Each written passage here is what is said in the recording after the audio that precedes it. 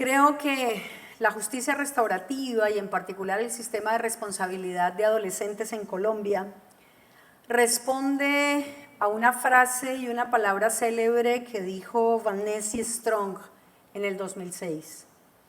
Tal como los individuos deben aceptar responsabilidades por sus actos, las sociedades deben asumir las responsabilidades por las desigualdades que las plagan.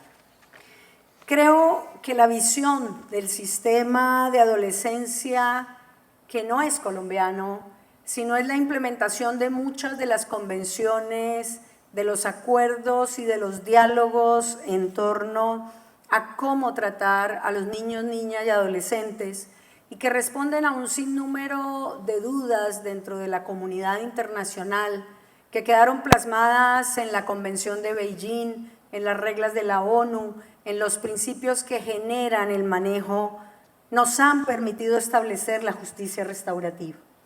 Y esa justicia restaurativa significa pensar de una manera diferente la justicia.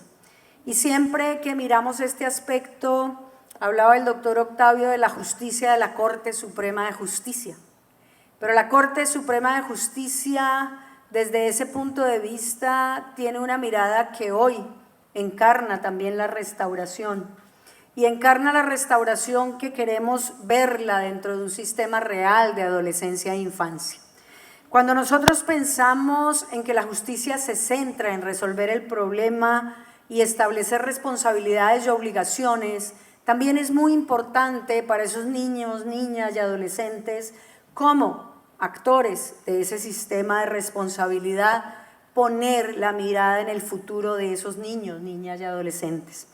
Es igual decir también que esta justicia evita el estigma. Lo que necesita como parte esencial esta justicia es que permita ese arrepentimiento y el perdón en un diálogo entre los actores, tanto agresor como agredido, que permita generar la participación directa. Y qué importante entender esto desde el punto de vista de la necesidad de resolver el conflicto de una manera dialogada también cuando están los niños, niñas y adolescentes. Si nosotros vemos este particular esquema, debemos decir que la justicia restaurativa se enmarca de una manera u otra en principios en donde yo diría, doctor Vallejo, que no es el futuro, es el presente lo que estamos tratando de salvar frente a esos niños y niñas. Pero tenemos una diferenciación práctica, tenemos a los niños, niñas y adolescentes que cometieron una infracción de carácter penal, pero también tenemos a los niños, niñas y adolescentes que son víctimas de un comportamiento también realizado por adolescentes.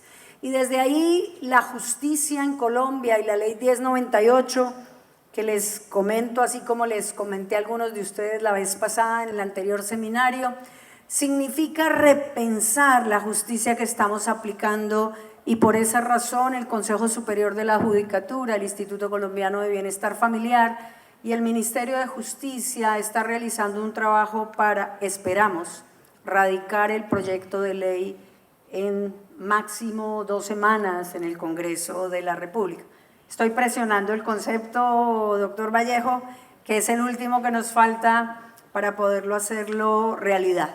Y esto significa que la justicia restaurativa va a ser el principio rector del sistema de responsabilidad penal de adolescentes, que desde ese punto de vista promueve durante todas las etapas del proceso penal, incluyendo investigación, juzgamiento y ejecución de sanciones. Desde ahí podemos decir también que tenemos un marco particular en donde se incorporan todos los principios de las convenciones, del Comité, de la ONU, frente a todos estos aspectos en donde el sistema carecía, a pesar de que uno dice que la convención se incorpora de manera directa en el derecho colombiano, carecía de una técnica legislativa en donde a veces hacía dudar a los jueces sobre la implementación de estas medidas de restauración y sobre estos elementos en particular, la finalidad que es fundamental en lo que nosotros llamamos el famoso sistema SRPA. La responsabilización del ofensor por el hecho, por la conducta, significa también la protección integral de sus derechos.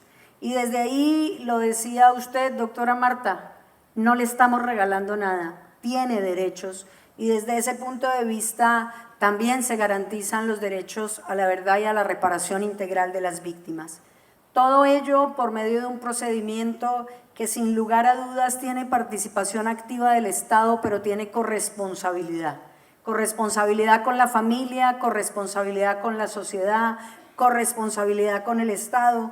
Y esa justicia restaurativa lo que busca entonces es esa responsabilidad del ofensor, esa aceptación de responsabilidad desde el punto de vista, pero también busca restaurar los vínculos familiares, la obligación de que esa familia vuelva a ser partícipe del resto de formación de estos menores.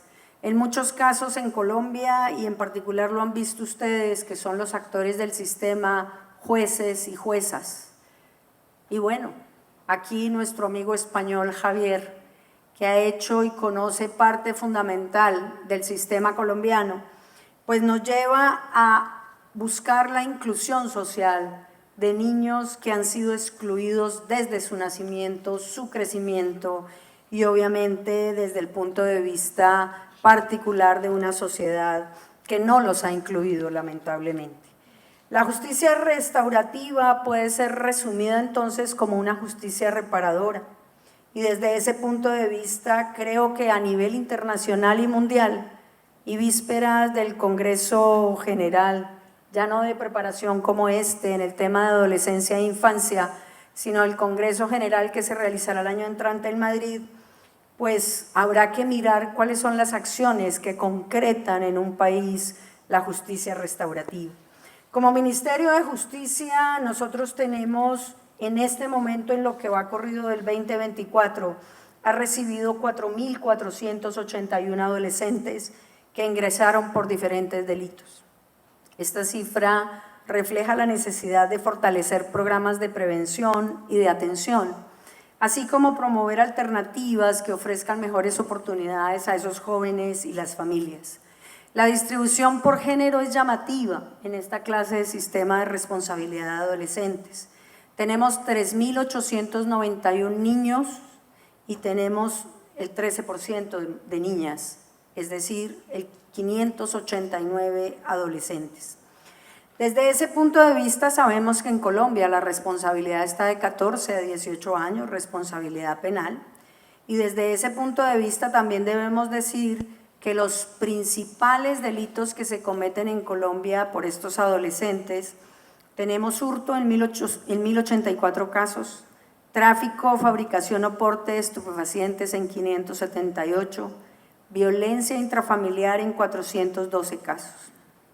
Estos datos nos están mostrando en qué se debe focalizar el gobierno, la sociedad y el Estado frente a este tema en particular. Sin lugar a dudas, tenemos distribución regional. Esto nos permite hacer una focalización frente al tema de cómo están estos niños, niñas y adolescentes en las regiones en donde hay mayor ingreso al sistema. Bogotá tiene 833 adolescentes, Antioquia tiene 788 adolescentes, Valle del Cauca tiene 565 adolescentes. Esta distribución geográfica también nos permite aplicar política pública en cada departamento y en cada región. Y es llamativo ver cómo estas tres regiones que he mencionado llevan el gran grueso de las infracciones de adolescencia e infancia. Y esto significa lo que pasaba en Medellín, y nos lo recordaban hoy, en el tema de la pegatón de Medellín, en tratar de rescatar estas juventudes que desde ese punto de vista son conscientes también y a veces median dentro del mismo conflicto. Hemos tenido como Ministerio de Justicia una alternativa y una iniciativa muy importante en el tema de mediación y conciliación. ¿Cómo son los jóvenes los que permiten llegar a acuerdos, aceptar y proponer soluciones a sus propias faltas.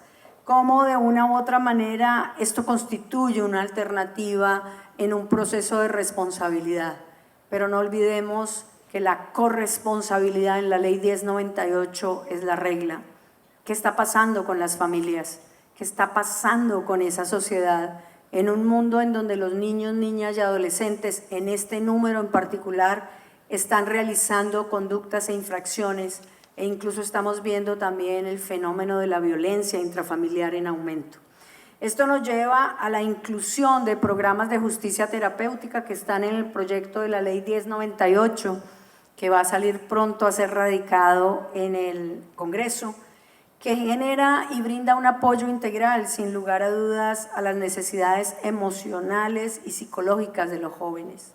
La reforma incorpora principios de mínima intervención penal y desjudicialización, y también le apuntamos desde el principio, me acuerdo mucho, a mí me tocó intervenir en el Congreso en el año 2004 para hablar de todas las dificultades que tenía el proyecto en ese momento de la Ley 1098, y con contarles que el proyecto de la Ley 1098 en el 2004 era eminentemente penal, copia del modelo español, en donde se hablaba de faltas leves, graves y gravísimas, y ese era el primer problema. Era un proyecto que no era para Colombia, porque en Colombia un sistema penal no existe bajo faltas leves, graves y gravísimas, y tocó reconstituir la Ley 1098 en plena acción frente a la instauración en Fiscalía, que nos llevó, entre otras, a la Fiscalía a tratar de solucionar con la doctora Melba Mogollón en esa época la posibilidad de incorporar una justicia que no se comprendía en su extensión. ¿Quiénes son los fiscales? Preguntamos, que han tenido formación en niños, niñas y adolescentes, una gran minoría. Y ahí tratamos de hacer un trabajo con los pocos fiscales que tenían un concepto de niños, niñas y adolescentes. Estamos hablando del año 2004. Las cosas han cambiado mucho de esa época de acá. Hoy tenemos fiscales especializados, jueces especializados. Pero también es un tema de cultura, es un tema de comprender la restauración y no la sanción y la punición. Es un tema de diferenciar la justicia penal de la justicia de adolescentes. Y es un tema, sin lugar a dudas, que incorpora esos principios de mínima intervención penal, pero que sobre esa base quiere evitar la estigmatización a toda costa frente a nuestros niños, niñas y adolescentes. Este proyecto incorpora todas las normas de Beijing, las convenciones últimas, y establece límites para extinción de la acción penal en jóvenes. Se incorpora el principio de oportunidad, que esto hace, sin lugar a dudas, un elemento fundamental para trabajar en esta clase de sistemas en donde también se le debe dar una oportunidad al joven para que borre la historia y pueda comenzar de nuevo.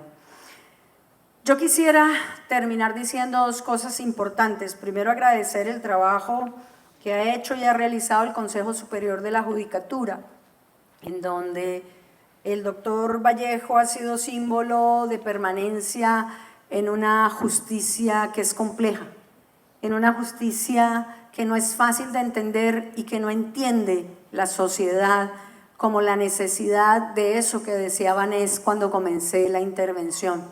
La responsabilidad de tener las desigualdades que tenemos lleva a que nosotros trabajemos sobre la necesidad de igualar todas las experiencias, pero sobre todo las oportunidades a esos miles de jóvenes que no han tenido ni siquiera la primera oportunidad.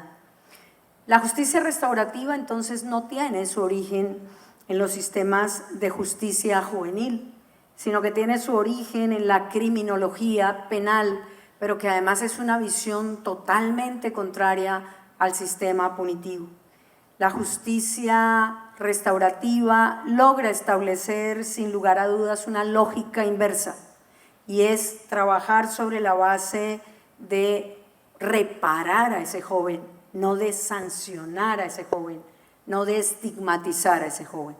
Por esa razón creemos que la preservación de los vínculos comunitarios es una necesidad. La formación y la capacitación, doctora, la escuela judicial Lara Bonilla viene haciendo eso. Pero la invitación final es jueces, juezas, fiscales, funcionarios de la rama. Pensemos que esos niños a veces no han tenido una sola oportunidad y somos nosotros, como lo han hecho muchos de ustedes, los que le brindan esa oportunidad para sentirse valiosos en una sociedad. Si nosotros no hacemos esto, no habrá presente, no futuro, presente en Colombia. Así que yo les agradezco enormemente. Quedarán presentes 2 funcionarias del Ministerio de Justicia, tanto hoy como mañana, para seguir punto a punto dónde están mis funcionarias, a quienes agradezco enormemente el estar aquí, pero sobre todo tienen tarea, no dejar pasar una sola contribución de nuestros expertos, de nuestros docentes y de nuestros jueces. Así que muchas gracias. Les deseo una jornada espectacular.